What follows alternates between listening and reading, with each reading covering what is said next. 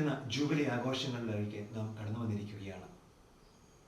ഇന്നലെ മധുബോധന കേന്ദ്രത്തിൻ്റെ വെഞ്ചരിപ്പും അതുപോലെ തന്നെ നാം ഇന്ന് ജൂബിലി ആഘോഷിക്കുമ്പോൾ ദൈവത്തിന് കൃതജ്ഞത അർപ്പിച്ചുകൊണ്ടാണ് ഞാനിവിടെ നിൽക്കുക. ഇടവക സമൂഹം മുഴുവനും ചേർന്ന് ഈ നിമിഷങ്ങളിൽ ദൈവത്തിന് നന്ദി പറയുകയാണ്. 1988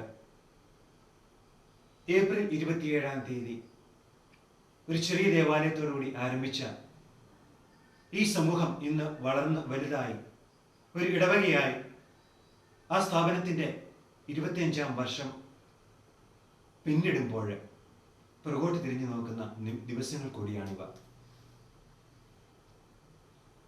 തീർച്ചയായും സഭാ സമൂഹത്തിന്റെ ഒരു ചെറിയ ഘടകമാണല്ലോ ഇടവക എന്നത്. പൈറ്റുപാക്കി തിരുമേനിയ മാർ ജോസഫ് പെരുന്തോട്ടം പിതാവ് ഇന്നലെ നിർവഹിക്കുകയുണ്ടായി. ഇടവക സമൂഹം മുഴുവൻ്റെയും അത്യധ്വാനത്തിന്റെ പരിശ്രമത്തിന്റെ ഫലമായിട്ടാണ് നാം ഈ കാണുന്ന, നാം ഇവിടെ ആയിരിക്കുന്ന ഈ കേന്ദ്രം പടുത്തുയർത്തുവാൻ സാധിച്ചത്.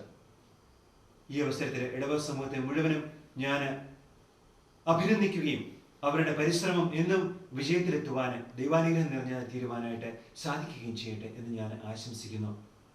തീർച്ചയായും ഇടവകയുടെ ഐക്യത്തിനും സ്നേഹത്തിൻ്റെയും കൂട്ടായ്മയുടെയും എല്ലാം വലിയൊരു പ്രതിഫലനമായിട്ട് വേണം നമുക്കിതിനെ കാണുവാനായിട്ട്.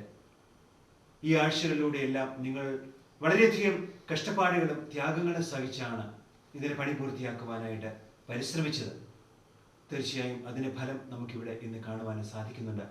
ഈ അവസരത്തിൽ നിങ്ങളെല്ലാവരെയും ഞാൻ അഭിനന്ദിക്കുകയും എല്ലാ ആശംസകളും നേരുകയും ഒപ്പം തന്നെ കൂടുതൽ ദൈവാനുഗ്രഹം നിറഞ്ഞ ഒരു ഇടവകയായി വളരുവാനായിട്ട് സാധിക്കട്ടെ എന്ന് ഞാൻ പ്രാർത്ഥിക്കുകയും ചെയ്യുന്നു.